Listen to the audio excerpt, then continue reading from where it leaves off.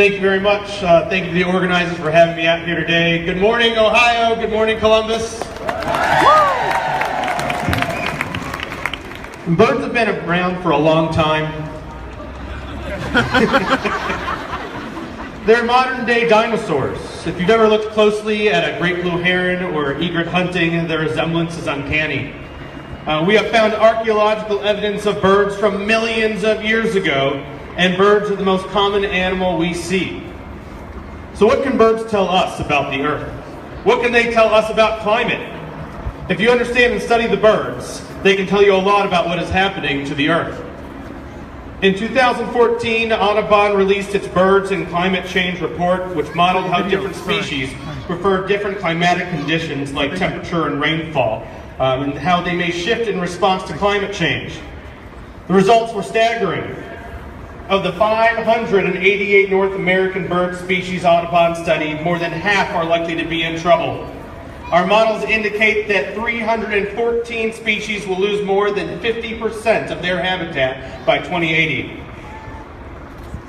Coal miners know what birds tell us. They've been using birds as indicators for well over 100 years.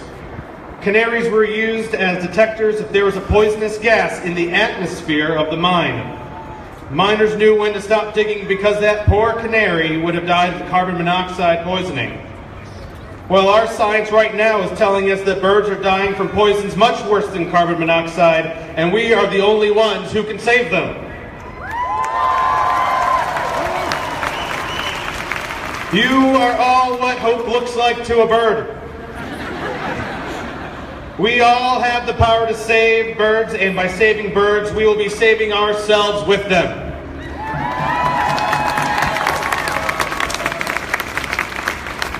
To me, biodiversity is the spice of life. That's what really gets me going. Science has shown the best way for us to create biodiversity is by planting native plants. Not just at a nature center like the Grange Insurance Audubon Center, but in your own backyards. A single oak tree can sustain over 500 species of native caterpillar and butterfly, but a ginkgo tree introduced from Asia can play host to only about 5 native species. Without planting native plants in our backyards, the birds will have less to live on. And if the birds die off, so will everything that depends on them, including us. We have the choice and the ability to make Columbus and all of Ohio a sanctuary for this incredibly important animal. Birds can tell us a lot about what is happening in our own backyards and across the hemisphere. If something were to happen to their habitat on one side of their migratory journey, you can expect to feel the repercussions on the other side too. So today, when we march, don't just march for science, march for everything that is affected by science. March for the birds.